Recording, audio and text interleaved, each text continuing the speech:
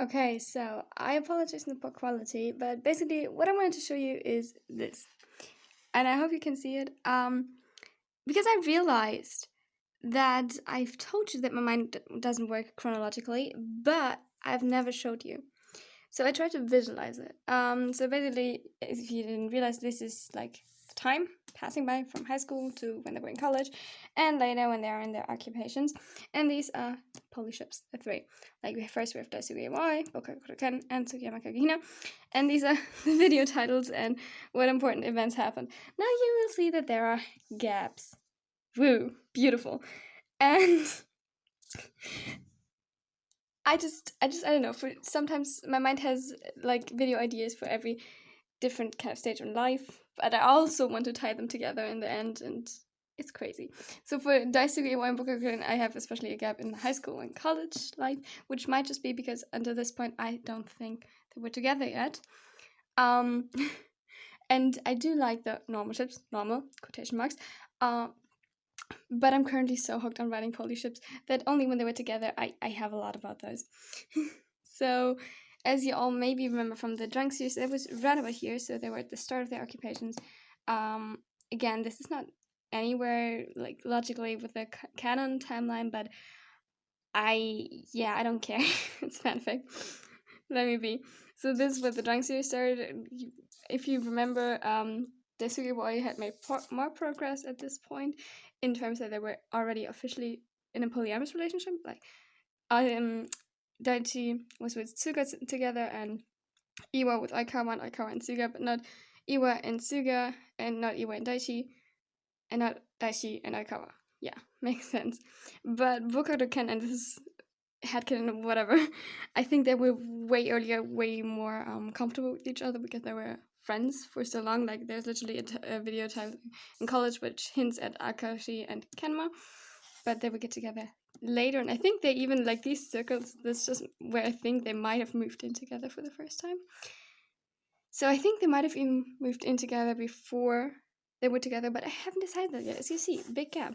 Then we have here, these are the more details planned for later. Dark Intentions series we just had.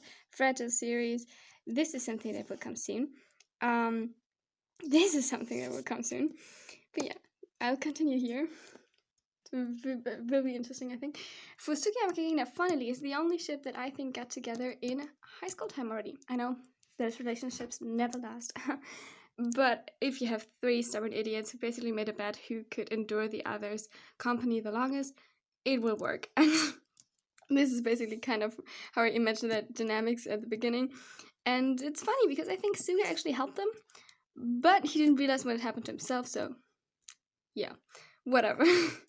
So yeah, those are the only ones I think they got together in high school, which is why I have a little bit more here, a little bit more planned. And of course, then we continue later. I was tired when I did this, so maybe I could fill some of the gaps. Maybe I will just do it in the future. This I will do at some point, and this is no. I have a video planned, but the thing is, this is why it's here at the bottom, because I don't know yet if I put it in this gap or in this gap, so we'll see about that. These are some of the challenges I still want to do with them. Also, the person who does the challenge, very fascinating. And yeah, about, by the way, the normal ships, the non-poly ships, I have this here. Beautiful, right? So the non-poly ships, I don't have a good group name for this. This got a lot more chaotic, and I decided instead of doing it per ship, because there were too many, I would split it into what are challenges and what are not challenges. And you will see these arrows in between, right?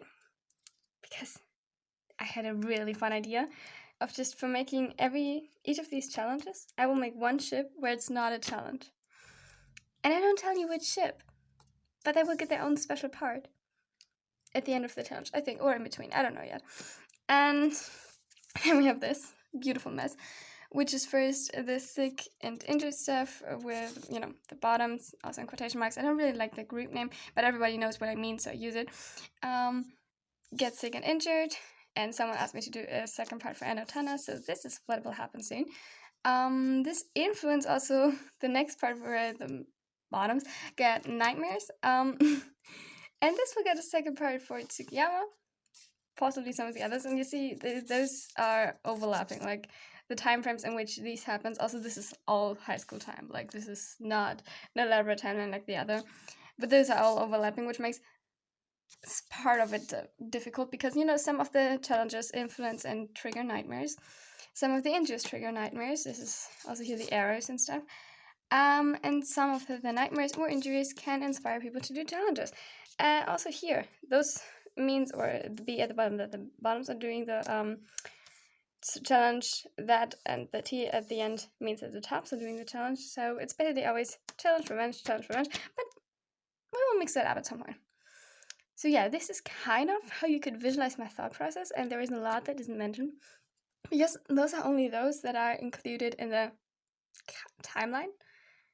But of course I have AUs and I have other ideas that are not in the main timeline, and we will get to those, and I cannot possibly tell you in which order it will happen. Like, yes, this is just how it is.